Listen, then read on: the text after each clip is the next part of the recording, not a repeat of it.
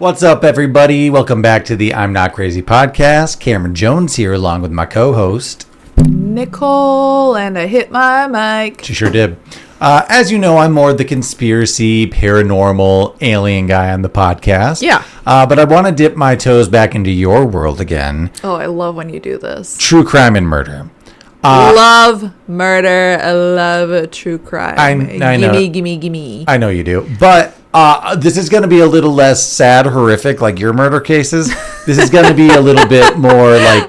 Shouldn't they all be sad and horrific? No, this is going to be a little bit more like a 1930s Miami Vice kind of vibe going on. Okay, so I guess it's going to be a little fun. That's a little bit more... Yeah, your fun. thing. Yeah. Okay. Today I want to talk about the shark arm murders. Okay. I'm guessing you've heard of this. Yes. Okay. Well, you're going to hear about it in great detail real quick. Okay. The shark arm case refers to a series of incidents that began in Sydney, Australia on April 25th, 1935. Okay. When a human arm was regurgitated by a captive 3.5 meter tiger shark, kicking off a bizarre murder investigation. Okay. So this sounds like the start to a bad movie, and it's pretty much, yeah. Right up my alley. Love it.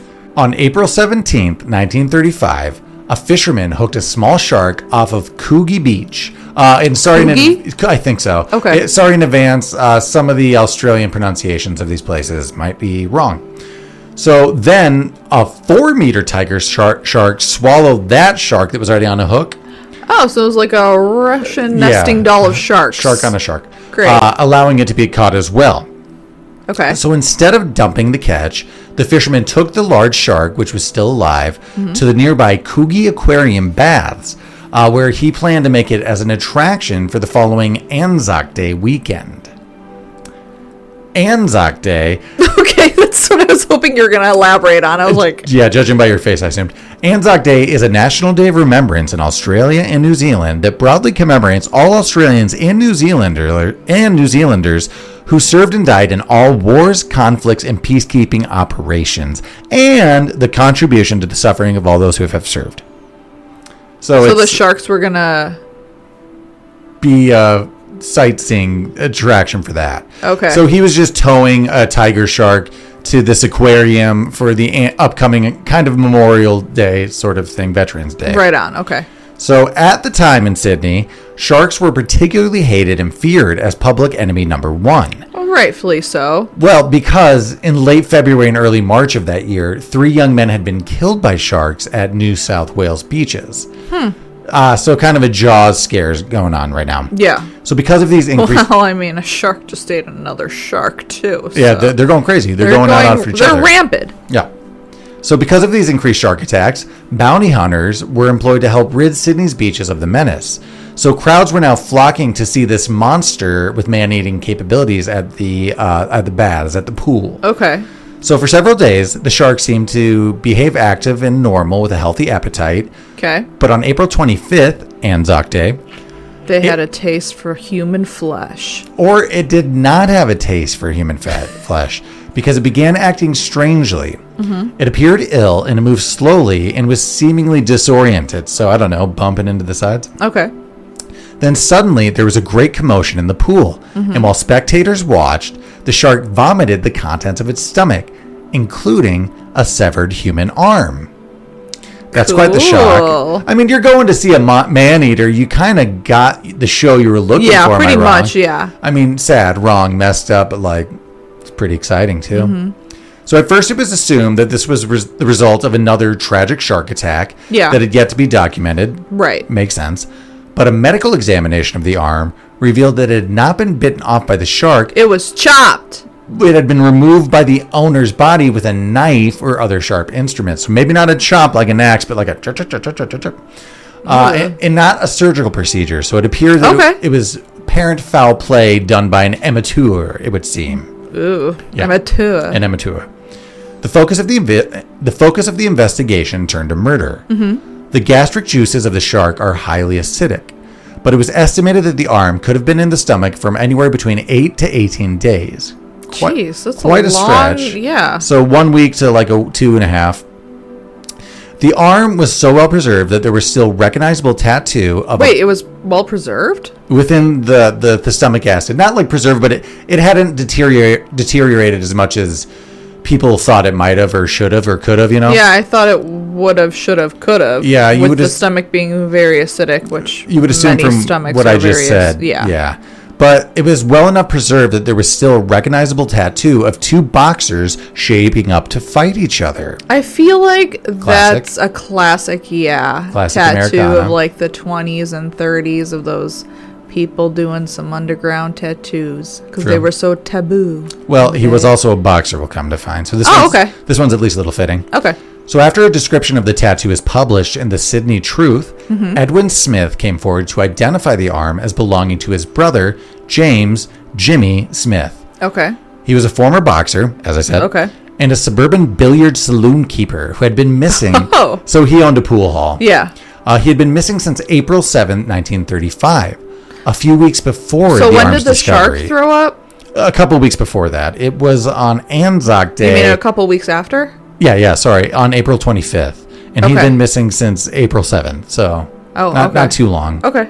Fingerprints confirmed the match to Smith. And apart from his public persona, it turned out Smith was a bankrupt builder, so he went bankrupt in a building business. Okay. He was a former bookie, so taking bets, and a small-time criminal with a record of minor convictions.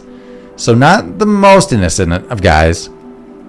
He had drifted onto the edges of the underworld and become involved in the illegal gambling ring that was rife throughout Sydney at the time. So dangerous fun time to be in Sydney in the 30s. Yeah. On top of that, Smith was also a police informer, which added a pretty strong motive for his murder. Jeez, man. Yeah, so he was a He has criminal. a lot of things just... He was a snitch. Yeah. But luckily, because he was an informer and a snitch, this led police down a list of likely suspects who may want to get rid of him. Uh-huh. So, should be pretty easy for the cops on this one. Yeah. 3 days later, the aquarium owners killed the shark and gutted it, hoping to find more evidence or remains of the man's, getting more proof and stuff. Right. But nothing was discovered, so the shark died in vain. He just ate an arm that he found in the ocean. Not his fault, Just trying to survive. right? Not his bad. No. Early inquiries into Smith's last known whereabouts implicated a Sydney businessman named Reginald William Lloyd Holmes. Okay. Holmes was a fraudster and a smuggler who also managed a successful boat building business at Lavender Bay. So that was his front. He was known to the public as a rich boat builder. Okay. Holmes had employed Smith several times to work insurance scams, including one in 1934. So, like, probably burning things? And... Yep. They had an overinsured pleasure cruiser. Oh, cool. Named the Pathfinder, which was sunk for the collection. So they would take these big boats and come falsify it. So soon after the scam, the pair began criminal activity with Patrick Francis Brady, an ex-serviceman and a convicted forger. Okay. So he's their document guy. Gotcha. Our main guy, Jimmy, he's sinking the boats. The other guy owns the business, Reginald Holmes. But Patrick Francis Brady is the guy writing up the documents for them. Okay. With a specimen signature from Holmes's friends and clients from the boat business, so he would provide the documents with wealthy people's signatures. Brady would forge checks for small amounts against their banks, and he and Smith would then cash the checks. So that was the whole ring. Okay. So he was sinking boats. Francis Brady was helping with forgery and cashing checks. Gotcha. So Smith was last seen drinking and playing cards with Patrick Francis Brady at the Cecil Hotel in the southern Sydney suburb of Cronulla on April 7th, 1935. So the day that he went missing. Yep, last day. After telling his wife he was going fishing. Lies, he was going drinking and playing cards with Brady. Isn't that what everyone says? I'm going fishing, when in fact I'm just or they're lying about doing something else to go fishing, you know? Yeah, that's true. Is that what you do when you tell me you go fishing? I never go fishing. I know.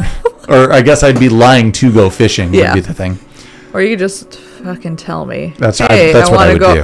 I would tell you I'm just doing this and that. I'd be like, oh, sounds boring. I'm going to hang out at home. Fine. Totally doable. It turned out that Brady had rented a small cottage in Taloomby Street, Cronulla, at the time that Smith went missing. So he had a small cabin that Brady was renting at the time. Okay. Police alleged that Smith was murdered at this cottage to put an end to the blackmailing scheme Jimmy was running against his partners. Okay. So, police were later able to establish that Smith had been blackmailing Holmes and Brady for ransom, giving them yet another motive to silence the guy. Not the best idea. He's a snitch, but he's also blackmailing all of his co-conspirators on the schemes. So he's blackmailing Brady for the forging, and then more so, what's the main guy to Harold? No. Holmes, and then Holmes for the entire business and the whole thing. What a fucking fool. Yeah. Port Hacking and Gunnamatta Bay were searched by the Navy and the Air Force, but the rest of Smith's body was never found. Okay. This caused problems for the prosecution when Brady was eventually brought to trial. Right. Although highly likely that Smith was dead because of the discovery of his severed arm, they couldn't definitely say so without a body. Right. Police dug into the movements of Jimmy's... Circumstantial only. We learned a lot about circumstantial. we watched a lot of documentaries this past weekend, and you need a body. You really do. You should just watch The Jinx, to be honest. Well, it's quite old, but Jinx Season 2's up now, yeah, so it's check great. into that. Little shout out there. So police dug into the movements of Jimmy's partners in the days leading up to and after his disappearance. Right. When they came across a taxi cab driver with helpful information. Okay. The taxicab driver testified that he had taken Brady from Cronulla to Holmes's address at 3 Bayview Street in McMahon's Point on the day that Smith had gone missing. Okay. Brady was disheveled. He had a hand in his pocket that he wouldn't take out, and it was clear that he was frightened of something. Suspicious, yes. Yeah. So apart from the regular boat business, as I was saying, for Holmes, right. He had the insurance scam and check frauds. Mm-hmm. So Holmes controlled a lucrative smuggling ring where he used his speedboats that he had at his boat shed to do cocaine, cigarette, and other contraband pickups too. So this is where we're getting a little Miami Vice and fun. This boat port is just the center of everything. Yeah, so 1930s Sydney, it turns out, was just rife with crime, cocaine, and violent crime at this time. So apart from those other... So Sydney is like our Miami. Yeah, it seems. So apart from those other white-collar crimes, he's doing cool, drug smuggling things on boats. Yeah, I could see why this is like a movie. Yeah. Yeah. So Smith was sometimes employed by Holmes to drive one of those speedboats during their smuggling operations. And then crash it. No, this was just picking up drugs and cigarettes. But they had fallen out over the failed insurance scam as well as, obviously, the blackmail. Right. So he was leveraging just to put Holmes' societal position as leverage, saying, I'll allow you. Yeah. So Brady's taxi journey linked Smith's murder directly to Holmes, but they didn't have any conclusive physical evidence, as I'm saying. And this is for Holmes, not just for Brady. Right. All the evidence that the police had collected so far against Brady and Holmes was purely circumstantial, so they needed a confession for this conviction to stick. So police arrested... Okay, never mind, go ahead. The police arrested Brady on May 16th for unrelated forgery charges, and they held him for just hours trying to get a confession out of him. Okay. Holmes was also brought in, but they had less ties. It was pretty loose, and he denied ever knowing Brady, so they were forced to cut him loose. Okay. But Brady, regardless, they were going to arrest him on forgery. So the police focused all their attention at this point on Brady, hoping that the circumstantial evidence would be enough for a conviction of Holmes and that he can implement himself the longer they keep him there. Right.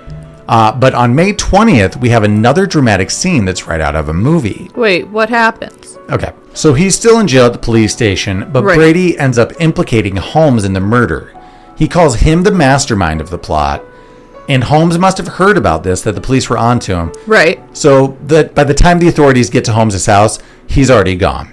So the implication is that Holmes came up with everything, but Brady has no involvement in this, or if he's the muscle. You know what I mean? Well, okay, so no matter what, evidence is looking really bad against Brady. Right. They know he's involved. Right. But they're trying to link Holmes to this, too, because they know they have something going on. Yeah. So Brady's just trying to get some of the heat off him by saying, sure, I killed him, but Holmes is the mastermind here. Okay. He's the guy you want. Right. So he's just trying to get a lesser charge.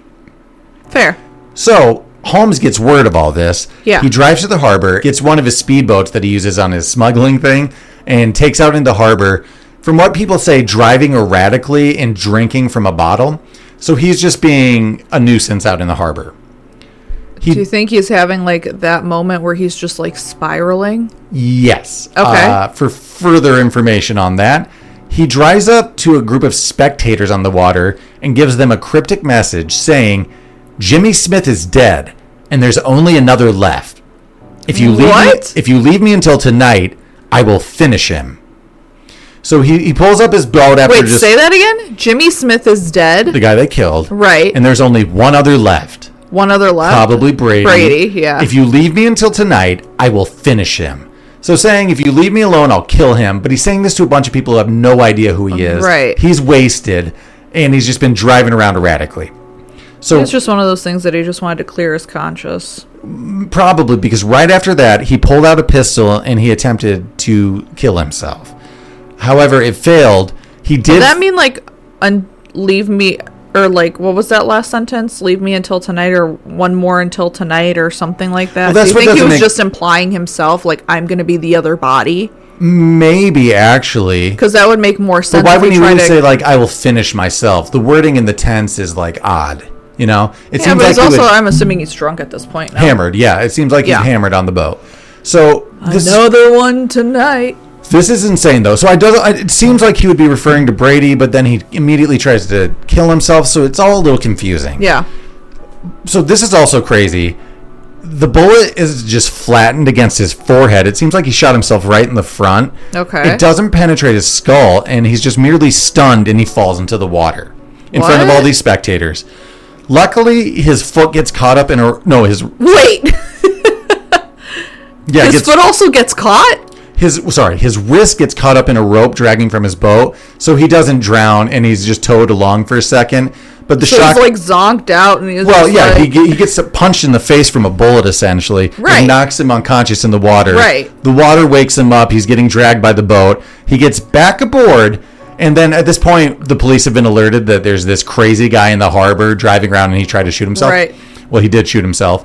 So the police come, and for 4 hours, they have a high-speed chase in the bay with Holmes bleeding from like his face in the morning ferry traffic in Sydney Harbor until he finally gives up just outside of Sydney Heads.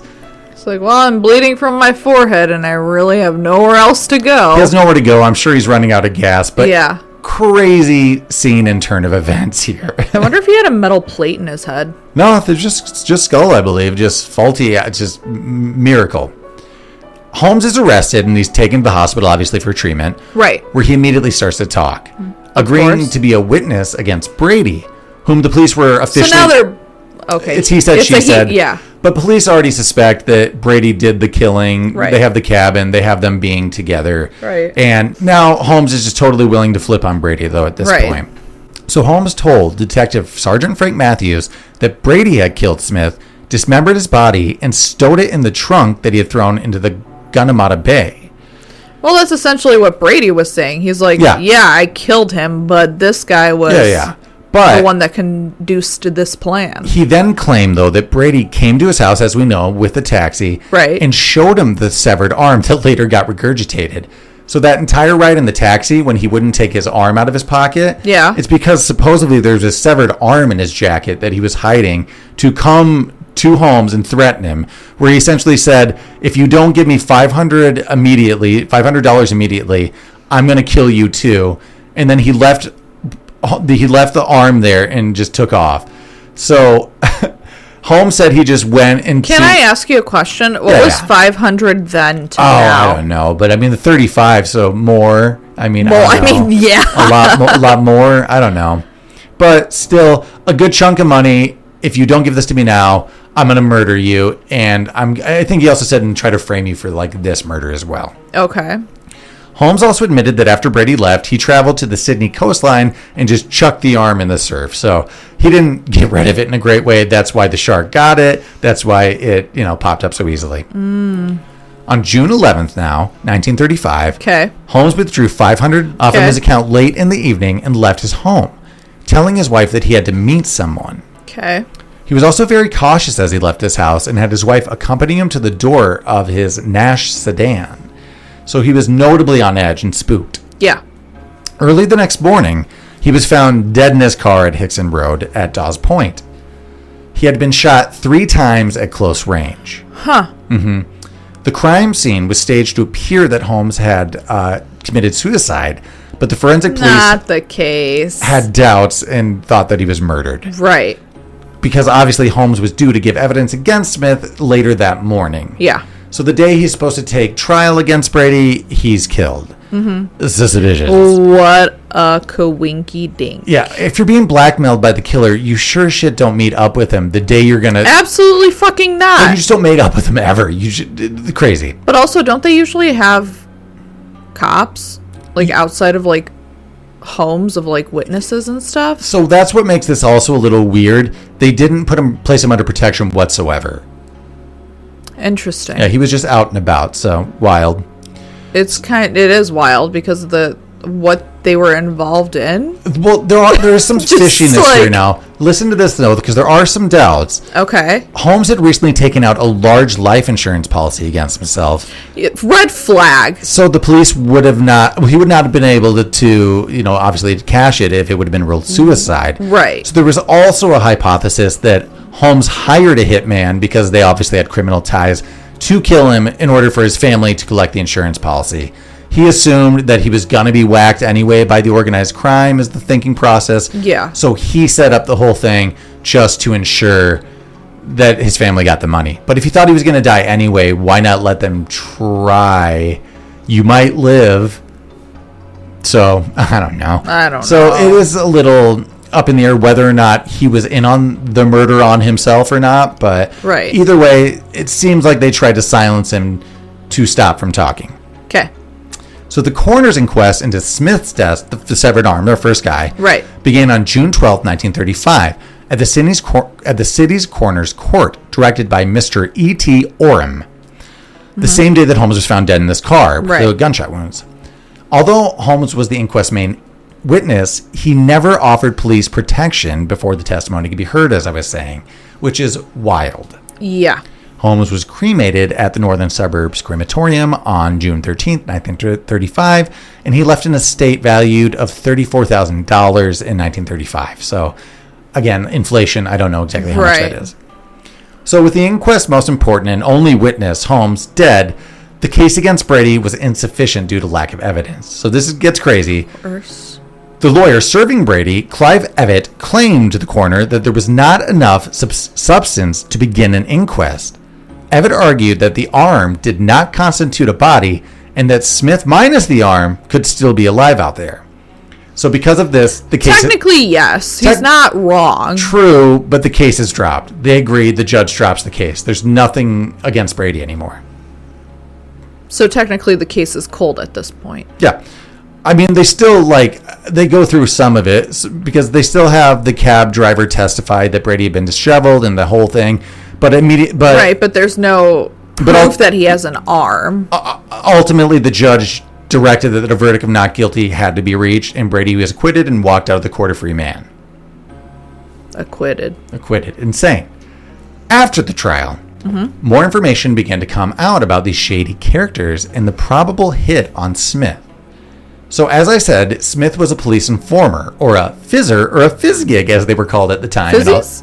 Fizzer. Oh, fizzer. Or a fizgig, if you're a rat. That's what they called him at the time in Australia. Oh, okay. Yeah, fun. In particular, though, Smith had given information against a young man called Eddie Wayman, so a character we haven't even talked about. As a result of the information that Smith gave to the police, Wayman and one of his associates were caught red-handed robbing a bank. Okay. Though the crimes were never formally linked, opinions are that Wayman was likely a suspect for the murder of Holmes and Smith. So, not even Brady. So, Brady might not even... Well, 2 seconds. It sounds like Brady's involved regardless. Yeah, he would be, but he would not be working for Holmes. He was working for Wayman, maybe. So... It was said... Wayman. Yeah, Wayman. Okay. It was said that Wayman was one of the most dangerous criminals in Sydney in the 1930s. Okay. At a time, as I was saying, when the underworld was populated with men and women who didn't hesitate to use violence. Again, this was kind of a coke-filled era, too, where they were smuggling coke. So, again, Miami's coke 80s, it seems. Just I feel like high coke violence. and violence just go hand in hand anyways. Holmes and Smith were deeply involved in the lucrative cocaine trade and could have been the victim of gangland-style killings. Gangland? Gangland, but 1930 style. Okay. There was open gang warfare in the streets of King's Cross and East Sydney. Battles over control of cocaine distribution and prostitution.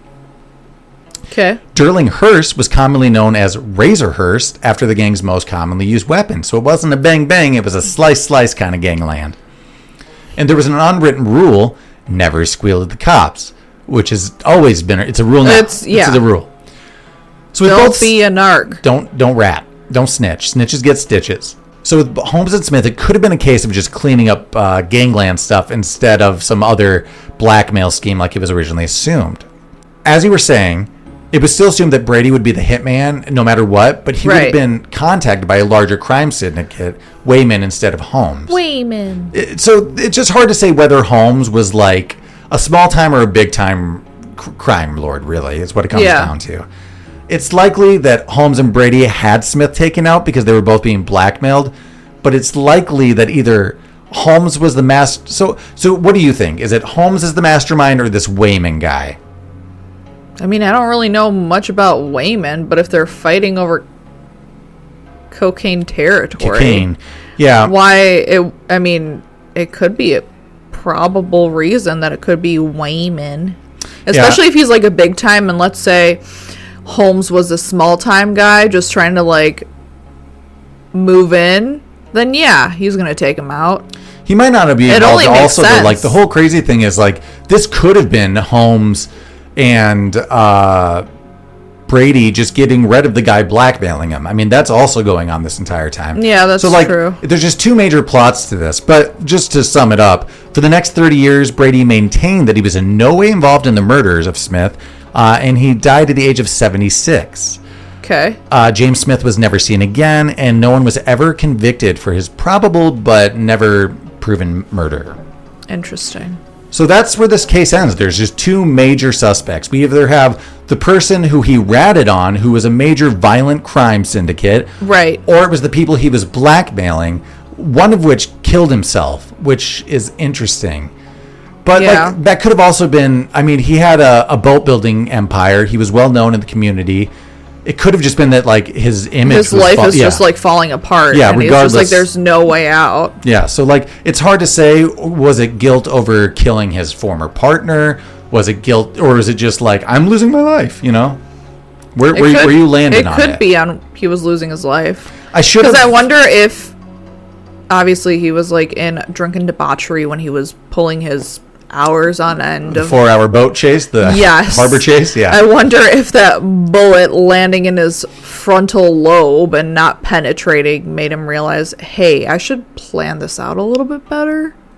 Yeah, I mean, especially if he later on then decided to take out an insurance policy on himself, which is a red flag. Yeah. 1000%. If life's going to shit and you take out a life insurance policy, something's going to happen to said person. But at the same time, not a terrible call if you know that you've pissed off the mob. Well, yeah, no. But I'm just saying, like, it seems like he thought out things a little bit better. So I'm assuming he thought suicide was his only way out initially until he, thought a little bit more clearly. I do wonder, though, if he put the hit on himself for the life insurance policy. I mean, if he knew he was going to get whacked anyways, as you like to say it, then... And he did try to... He's like, might as well do it on my terms. True, and he did try to end things previously a few days ago, but... Yeah. What an interesting one. This is the shark arm murder case. It was never solved. We know all the players involved. It's just hard to exactly pinpoint who was the mastermind and who was involved and who did what. Other than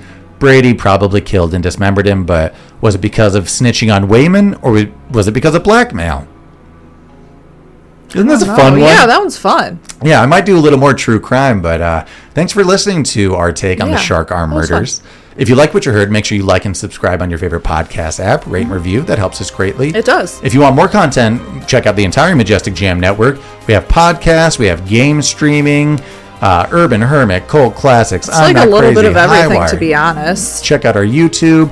All the good stuff. We'll make sure we have links at the end. But until then, check you on the next one. Bye. Bye.